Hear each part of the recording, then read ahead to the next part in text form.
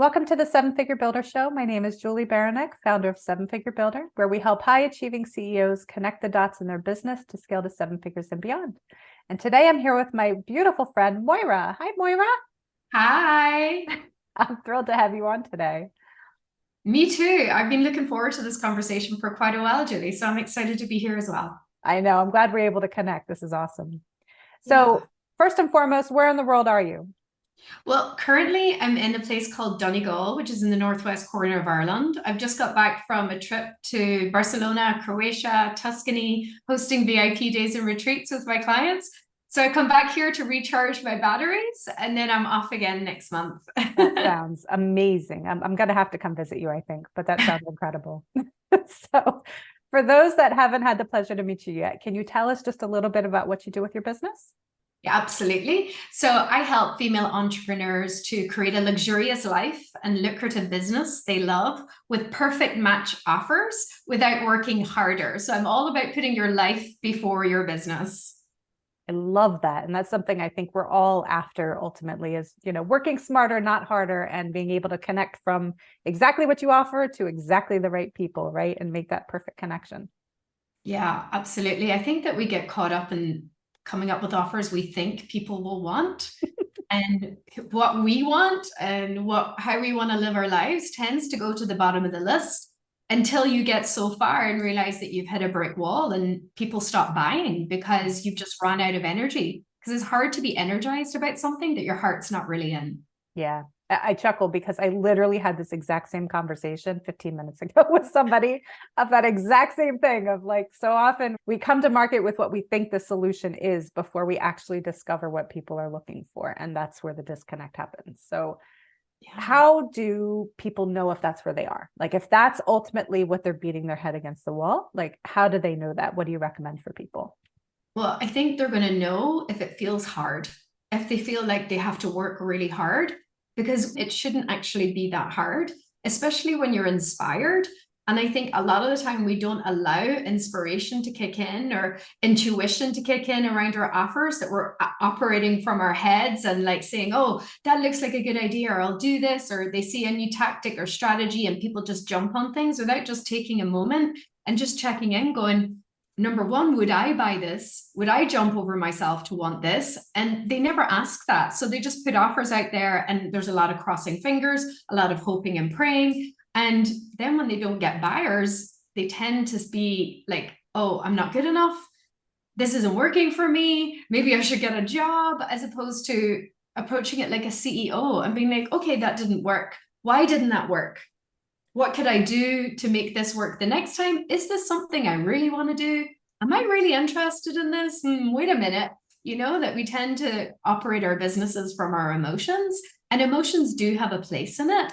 But when it comes to things not working, it's like being able to take a step back and ask why and not criticize yourself emotionally for that. Yeah.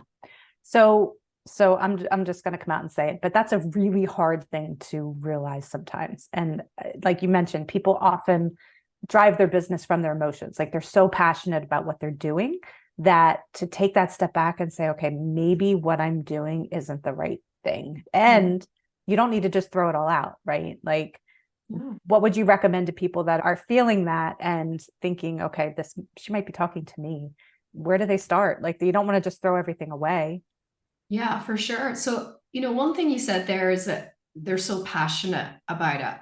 I think it's really important to get clear on what you're actually passionate about.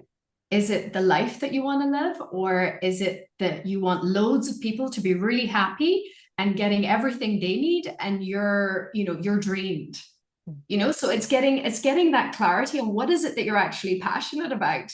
And when people take a moment to actually think about that, it's never what they're doing. Like I just did a VIP day with a client in Barcelona, and the key thing for us to cover in that day was to create an offer that was the highest, truest expression of her, that would allow her to have the life that she wanted, do something she really loved, get really well paid for it.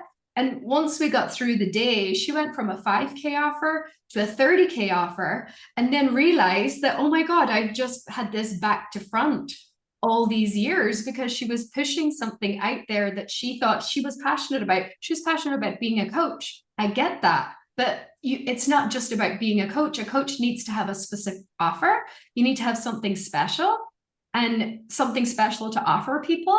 And she wasn't leading with that. And that has given her a whole new lease of energy. And she went out and had her highest earning month on the back of that. That's amazing. I absolutely love that. So you mentioned about lifestyle, and I feel like people might be thinking with lifestyle and business, right? Like what I'm hearing you say is that you basically design your business to achieve your dream lifestyle and to reach the goals that you ultimately have for yourself. Is that an accurate statement? Yeah, I mean, I've always been someone who loves travel. That would be probably my biggest passion. And when I started my business first, I was a speaker first. I used speaking to grow my business first. I very quickly realized that I could speak anywhere in the world. And I was like, okay, so let me get my head around this. So I can speak in Paris, I can speak in Amsterdam, I can speak in New York. So then I grew my business around finding places in the world that I really wanted to visit. And then I would look for the business opportunity within that. And my business grew so fast because I was constantly energized and inspired about what I was doing. So that's an example of doing it that way. I absolutely love that. And I think so often we feel like the lifestyle, when we think about our lifestyle, it's putting the cart before the horse, right? Like you have to build your business and then think about where you want to go. But ultimately, you're right. It should be the other way around of you think about what it is, that goal, what do you want that lifestyle to be? And then you create the path to get there. And then your business is the vehicle to achieve whatever it is that you want to achieve, right? Yeah, totally. And I think we need to give up feeling like we have to work. And I'm not saying that we don't have to pay bills and all of those things, but if that's how we're sitting down at our desks every day, like I have to do this, I have to make this work, then the energy is all off. So, I spend like the first 3, 4 hours of my day just relaxing, take it easy. I don't usually start work until 2 o'clock. I spend all this time with my dog and walking and meditating and just doing things that I love to do. So then, and I'm choosing to work. I'm choosing to work for that time. And if I only work for 4 hours because I'm choosing to work in that time, my work is so much more effective. It's so much more efficient. It's like, it's a whole other ball game. And I know that hustle comes into it. I'm not knocking hustle. And I know that, at some point you have to work, like you have to hustle to make money and all of that. But if you're wanting to get to another level, like if you've hit a wall, like maybe you can't get past 250,000 a year or 500,000 a year, and nothing is shifting past that, it's probably this conversation that you need to have with yourself now, because as they say, what got you here won't get you there. Absolutely. Yeah. And it's important, I think, to revisit that ongoing. Like I know for me and my business, I've constantly evolved my business and my offers based off of exactly what my ideal clients are telling me.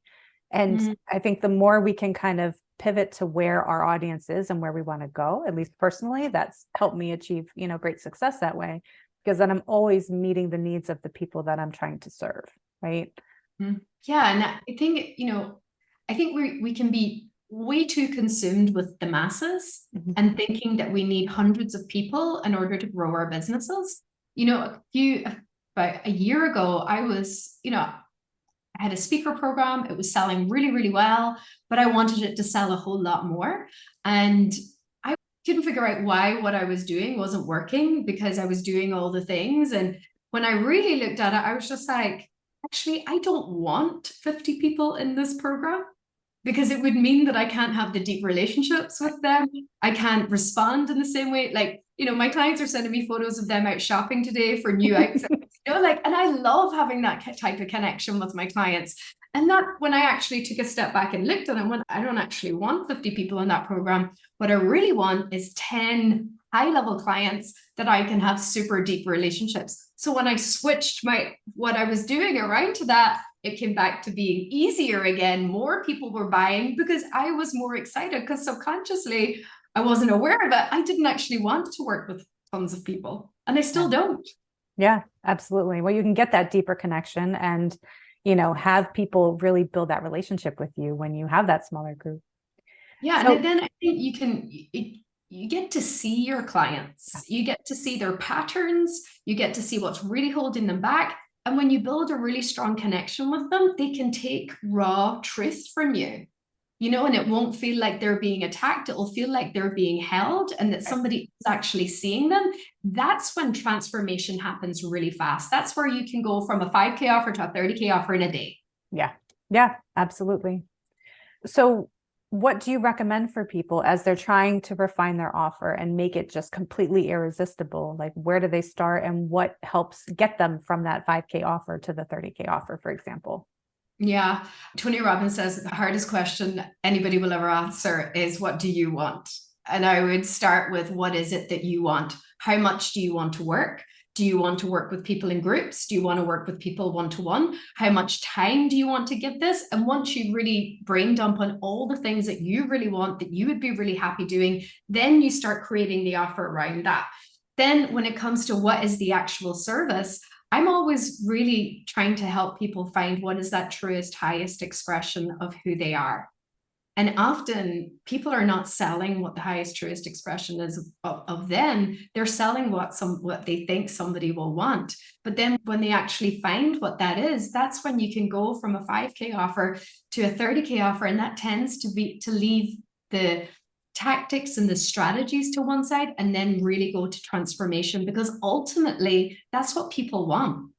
That's what people are out there wanting, right? You'll have tools and tactics to get you there, but people want transformation, and people will pay the most money for transformation. And the more money people pay for that transformation, the more they're going to be committed to making it happen. See, sometimes we think that we charge a lot of money to help our businesses grow, and I don't believe that. I think that we charge a lot of money to make sure that the person who's invested is committed, they show up, they really feel what they're doing, that it has a transformation on them instantly, because they are actually investing a lot of money in themselves. So they show up as a whole other version of themselves on those calls and for their own transformation. 100%. So do then your clients have to shift who their target audience is when they're shifting that price point, or is it just presenting it in a new light as a high ticket offer?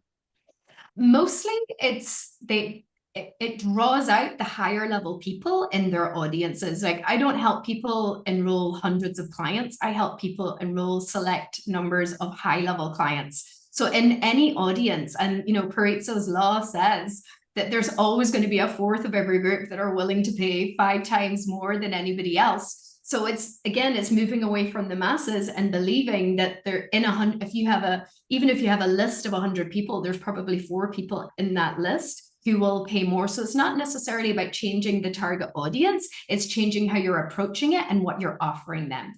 Right. Which means that you can work a lot less, serving less people to a greater extent to provide them a transformation, and everybody's happy.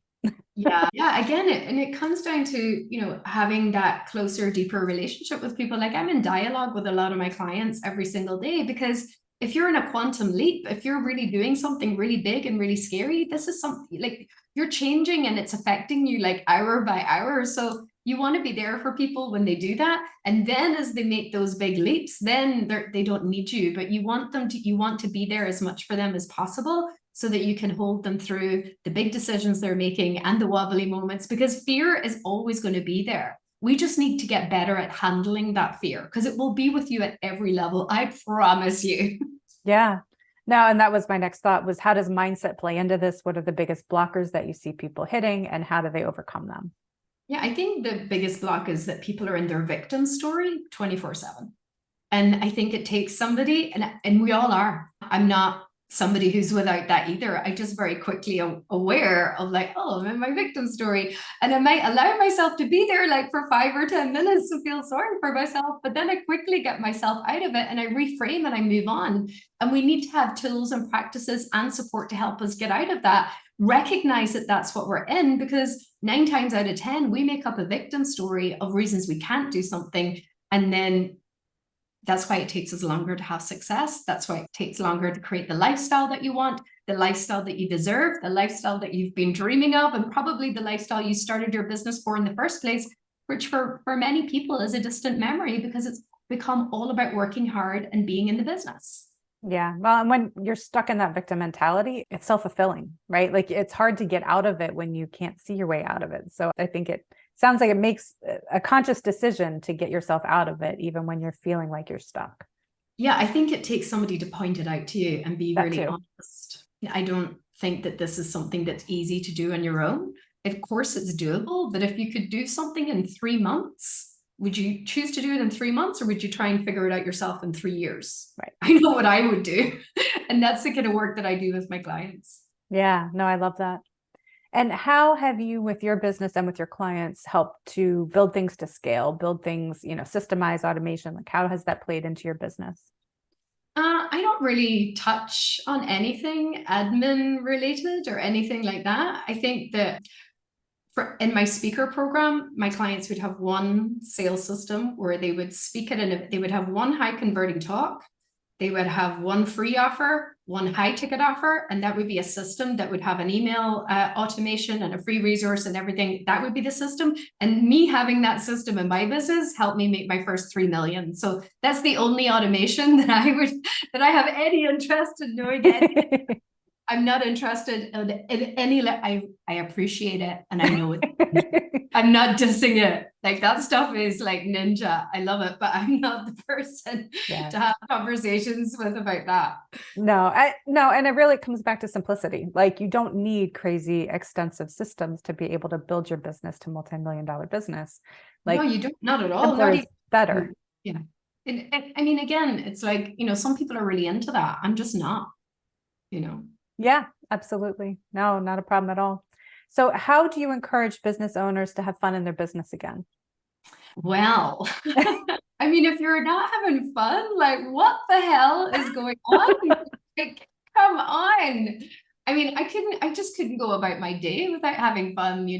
Like, for me, like, I do a lot of international VIP days. I'm doing them in Nice this summer because I want to go to Nice. So when I do those days with my clients, it's, yes, we do strategy, but in between that, we're having fun and having experiences. Like, my last in Barcelona, I took my client for champagne and oyster. She'd never had an oyster, but the Wow. whole experience of being in this really high-end place, she was like, it just blew her mind. So having fun like that and doing things that you've never done before, I'm like, if I'm not having fun, I'm not doing it. Yeah, No. absolutely. No, I love that. And it's so important because you can get so bogged down in the details and the struggle and, the mentality, like we are mentioning, that, Yeah, yeah, and I that's think, awesome. being able, like, that's where having a really great relationship with your clients coming, because we have fun.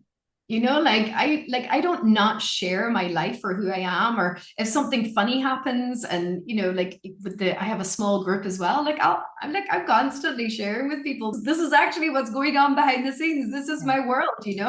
And I think that all too often I get that that's how some people want to play it, but like, there's too much of a distance between the coach and the client. Yeah. And that's just not the way I work. I just don't think that that's what gets people the fastest results. And I think that people need access to people, like the people that they're learning from, much more than just submitting a question. And I get that some programs are run like that, but I know that's not how I got ahead fast. So I only create things that helped me get ahead fast because I know that works. Yeah, for sure. And well, the more you connect with people on that level, the more you continue to build a deeper level of trust. And therefore you can provide that much more of a transformation because they know you're in it to help them, right? And you're not just that distant high level figure that people can't reach. Yeah, no. No. So This is why I love having retreats in my business as well. So I did a retreat in Morocco this year, and then we did one in Tuscany. But it's like bringing people together like that. Like, that's what really creates the community. And I think that's how people grow fastest, when they're actually being seen by their peers, being heard by their peers. And there's that like-mindedness. Like, every time we have a retreat, there's always a surge in results. Like, we had the retreat in May, and then I created a challenge for my clients to have their highest earning month ever. And on the back of the energy of the retreat, like, it was incredible. And one of my clients announced that she made 6 figures in like 6 months. Another client got her first client ever. Another client had a 7,700 month out of the gate as a coach. wow. And I think that has a lot to do with the personal connections and the fun and the community that's created in retreat. So I'm a huge fan of having that live aspect in your programs and in your coaching. Absolutely. Well, and with that, what is the most life-changing goal for you this year? I mean, we're through the year, but you've accomplished a ton this year already. Well, I am planning to move to French Riviera. Wow, that's Yeah. congratulations. That's amazing. Yeah, and I wanted to go somewhere that had destinations, various destinations around me for retreats and client VIP days. It's not Ireland, and I love Ireland, but it's not Ireland. And I want to like be surrounded in luxury and beautiful places. And I was like, you know what, this is it. So I had a conversation with a realtor today. So I'm going out to view some places in 2 weeks' time, and I'm bringing my dog with me. So yeah, this is major life changing. This is putting down roots in a whole other place. I think a more true expression of who I am and how I want to live the rest of my life. That's a big decision. I love that. I love that. So if you could go back and give your 18-year-old self one piece of advice, what would that be? Trust yourself. Just trust yourself. I think that's probably an epidemic with entrepreneurs. They don't trust themselves. Just trust yourself. If it doesn't feel good, don't do it. If it feels good, do it. And trust, and that involves trusting your feelings. And we are mostly operating from our heads because we're so busy. So I think if you do want to practice trusting yourself more, you need to slow down and listen. That's very powerful. Now, you've accomplished a ton throughout your career, obviously, but how do you define success? What does that look like to you? It's changing all the time, Julie. I have to say, it is changing all the time. But success to me right now is this decision that I'm making that would just blow Moira's mind of Moira 10 years ago when she first left her 9-to-5 job as a youth worker in London to move back home to a tiny little village in the middle of nowhere and grew a multiple six-figure business. It's super fast and went on to create 3 million in sales. Like, to think that I'm making this now. So for me, it's like seeing something that you want and allowing yourself to have it. You know, that's success for me right now. Yeah, no, and you feel that much more accomplished because you dreamed it up and then saw it become reality right in front of your eyes. Yeah. That's awesome. And what would you say makes a good leader as you're working with people all around the world? What have you seen that has really helped propel people forward? I think listening to what's not being said with your clients and being able to read between the lines. And that really does require having to slow down and listen. And I think that is also a major thing with having a deep relationship with your clients, so you can truly listen to what they're saying. Yeah. Listening is very underrated. Well, so much of communication has nothing to do with the words that we say, right? I know, I used to teach speaking, and my clients are obsessed with getting their talks right. And I'm like, guys, 90% is not even in the spoken word. We need to relax here. It's nuts. Yeah, I know. But again, we're oblivious because we have, we've all been programmed with such BS our entire lives through school, through our lives, even telling working hard is the key to success. Working hard is not the key to success, because then everybody who works hard would be successful, and that ain't the case. And working hard doesn't create wealth, because if that was the case, there'd be more rich people in the world. Where there's only 2% of female entrepreneurs that get into the multiple six-figure range. What the hell is that? So what is the key to success from your perspective? I just can't believe that statistic. It's when I heard I was in the top 2, it was a numerologist was like, you're in the top 2% of entrepreneurs. I was like, what? What does that even mean? And then she told me, I was just like, are you kidding me? Wow. That's really sad. I think that number needs to change. Yeah. So what would you share with people to get them to that point with you? Yeah, my gosh, there's so many. I mean, first of all, you've got to believe in what you're doing. I think if we don't believe in what we're doing, nothing is ever going to change. You've got to believe that there's more. You've got to believe and decide that millions are out there for you, and you are going to get there no matter what. Most of the time, people don't actually believe in what they're doing. That's how they can start feeling salesy in their business, because they're waiting for somebody else to give them approval of their offers and what they're doing. But actually, like, really believing in what you're doing, this is where, like, I think one of my superpowers is my enthusiasm, which actually means, I think it's the Greek for in God, like it's, you know, to do with your spirit. I think when you really believe in what you're doing, you're naturally enthusiastic and genuine. And when you're naturally enthusiastic and genuine about what you're doing, people are attracted to that. I think that is actually the most foolproof path to profit. So I think everything starts with believing in what you're doing. Right. Which goes back to what you were saying at the beginning, is start with what are you good at and what are you passionate about? And then it will just, you know, come out of you, right? It can do. It can happen much faster. And I think we all want success way faster. Like I said, if it could take you 3 months or 3 years, which would you choose? Of course, we want it done in months. Of course, absolutely. That is possible if we believe and we make a decision that it is. Wow. So if you had, and you kind of touched on this, but if you had the attention of the whole world for 5 minutes, what would you say to them? Oh, Julie. It's a small question. The whole world? That is like, I mean, okay, so I'll reframe the question a little bit. If I had all of my world in front of me for 5 minutes, I would. Whoa, that is a question. You might have to edit my thinking time. So take your time. Wow, for 5 minutes, what would I say? Oh my God, this is a big question. I got you speechless. Yeah, there's so many things that I'm like, what would be the main thing that I would say without sounding too conceptual? This is what I would say.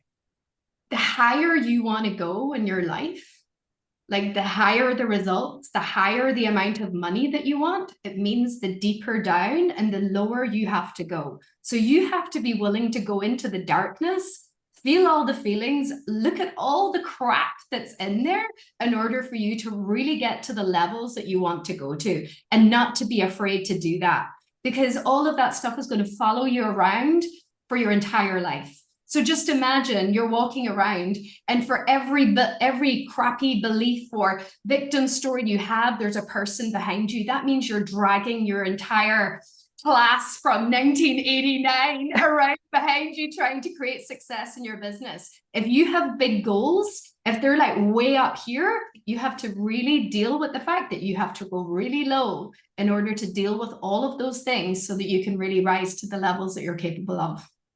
I love that. Love that. Frankie, you really hit me with that one, didn't you? Yeah, sorry, I didn't give you the heads up on that. No, I really love that answer. And it's so powerful. And it's the truth, because if you don't, you just drag it all around the rest of your life and it holds you back. Yeah. And, you know, the truth is people can deal with a lot of this, like the stuff that's holding them back in like a couple months. Doesn't have to be a couple of years, and then you get better at it, and then you're just like, oh, there's that thing, deal with it, move on. Oh, yeah. There's that thing, deal with it, move on. You just become this person who's just so open to what is being revealed to you as you get more successful. But unfortunately, and that's why I think there's a lot of unhappy successful people. Yeah, is they think that the success is the answer, but actually it's not, because if you were unhappy before and you weren't dealing with your stuff, now you're successful. There's even more pressure to be happy and you're still unhappy. And I refuse to have unhappy success. Absolutely. So how can listeners support you in your work? Where can they find you, and, you know, so you can transform their lives? Yeah, I'm on social media all the time. Facebook, Instagram, you can hang out with me there. I have a free resource. I don't know if you want to put it in the show notes, that will identify 7 of the biggest mistakes that can prevent you from going to your next level and having a luxurious life. I'm happy to share that. And if anybody is watching and they heard this, I would really love if you would message me a takeaway or an insight that you have from this conversation I've had with Julie. That would be so amazing. Absolutely. Now, we'll have all the links down below so people can find you very easily. And this has been a lot of fun to chat today, Moira. I really am glad you're on today. It was worth the wait, Julie. Absolutely. Absolutely. And you can please share this if you do find value in this. That's how people find us. And you can hit me up and find me at sevenfigurebuilder.com. And I look forward to seeing you in the next episode.